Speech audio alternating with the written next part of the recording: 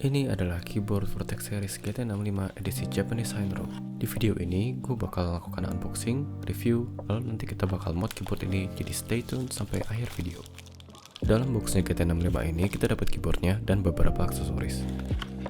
Di antaranya adalah coiled cable yang menurut gue udah cukup oke banget kualitasnya.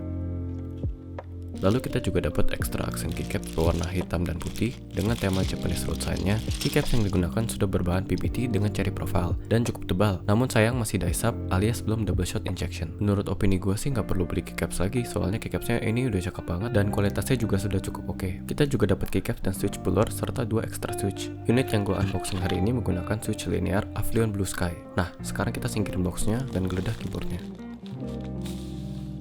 Keyboard ini memiliki layout 65% dengan knob yang programmable.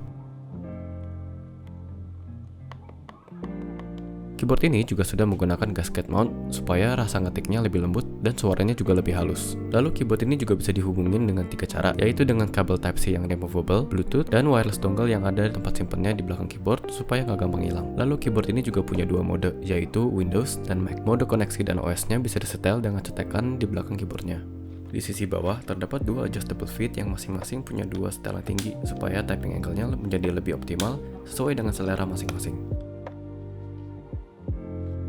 Nah, ini adalah salah satu hal yang cukup langka untuk keyboard di price range segini. Keyboard ini dilengkapi dengan stabilizer PCB mount guys, udah bener-bener berasa keyboard mahal. Kualitas stabilizernya menurut gua udah lumayan bagus, jadi nggak perlu lagi beli stabilizer aftermarket. Stabilizernya juga sudah pre-loop, jadi lumayan mengurangi rattle. Ya, meski belum 100% hilang sih. Keyboard ini juga sudah menggunakan plate berbahan polikarbonat, yang pastinya bakal bikin suaranya menjadi lebih talky. Lalu gimana suara GT65 ini out of the box?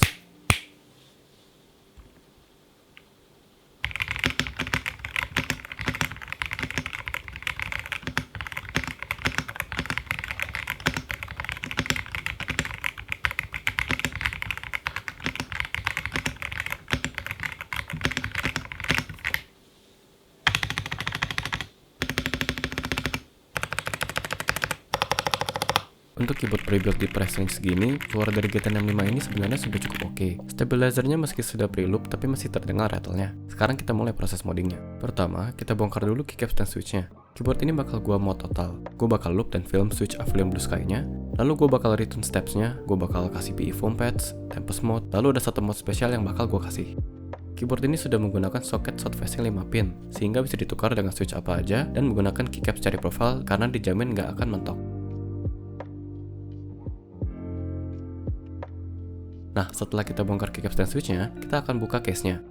Ini adalah salah satu yang mungkin side effect dari kelebihan keyboard ini, yaitu build quality yang sudah bagus. Karena buka case ini cukup susah, karena celah antara top case dan bottom case-nya ini sempit banget. Alat congkel yang gue pakai susah banget untuk nyempilnya. Tapi setelah beberapa menit gue utak-atik, akhirnya berhasil juga gue buka perlahan dan untungnya klipnya aman semua. Nah, ini tadi plate yang gue mention sudah berbahan polikarbonat. Kita juga dapat poron plate foam yang cukup tebal. Lalu kita juga dapat poron switch foam yang jujur gue kurang demen sih, soalnya tipis banget, tapi ya paling enggak sudah included. Next kita cabut kabel-kabelnya dulu.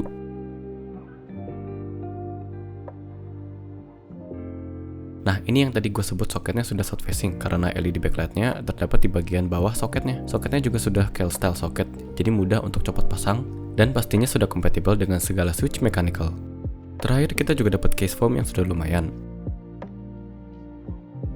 Nah, ini tampilan gasket mount dari GT65 ini. Gasketnya sudah menggunakan poron foam yang cukup tebal dan empuk, lalu terletak di beberapa titik di sekitar case-nya. Baterai yang digunakan berkapasitas 3000 mAh, jadi sudah lumayan cukup ya buat daily use. Oh iya, knob dan port dari keyboard ini terdapat di daughterboard terpisah. Sekarang kita mulai loop switch-nya. Loop yang gue pakai adalah Krytox 205 Grade 0 untuk stem, bottom housing, dan top housingnya. Lalu untuk springs-nya, gue pakai GPL 105 Grade 0. Film yang gue pakai berbahan PLA dengan ketebalan 0,15 mm.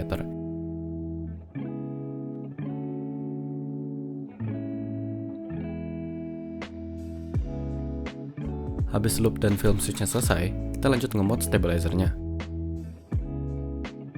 Pertama kita copot dulu dari PCB-nya, habis itu kita akan loop dengan Krytox 205 Grade 0 dan akan kita pasang stabilizer pads juga supaya fitment-nya menjadi lebih kencang lagi.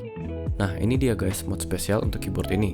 Ini adalah custom gasket mount acrylic case untuk GT65 dari Kit Stores. Oh iya, link untuk barang-barang di video ini akan gue taruh di deskripsi. Jadi kalian kalau ada yang minat beli atau melihat-lihat, bisa langsung aja klik link di bawah. Case ini menggunakan bahan akrilik yang ditumpuk menjadi beberapa lapis atau disebut stack akrilik. Terdapat 8 buah baut di atas case-nya yang harus kita buka dulu. Selain dari case-nya yang berbahan akrilik, kita juga dapat plate yang berbahan akrilik juga. Gue pilih opsi yang tebalnya 2 mm supaya lebih kuat dan gak rentan patah. Tapi kalau kalian masih ngeri patah, ada opsi bahan plate lain juga. Setelah kita tempel poron foam ke plate-nya, kita pasang knob dan port-portnya ke dalam case. Lalu jangan lupa tempel baterainya. Setelah itu, kita tambahin dulu case foam-nya. Case foam yang gue pakai ini adalah peredam mobil ya guys. Soalnya bahannya tipis, tapi padat banget dan sangat efektif dalam bikin suara keyboardnya jadi lebih toki. Lanjut kita pasang switchnya. PCB-nya juga udah gue pasang PE foam pads supaya suaranya menjadi lebih poppy. Gue juga pakai stock platform yang sudah included karena kualitinya menurut gue sudah bagus dan biar nambah rigid plate akriliknya. Di bawah PCB-nya juga gue pasang Tempest Mode 3 layer. Sekarang kita colok-colok lagi kabelnya, lalu kita baut lagi top case-nya.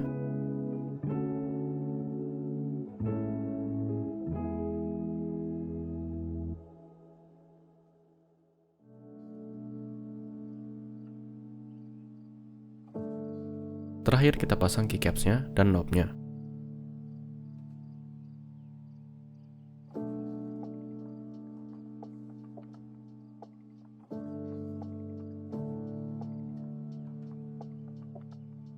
Biar makin estetik, gue bakal menggunakan 2 keycaps hitam yang included buat menambah aksen warnanya.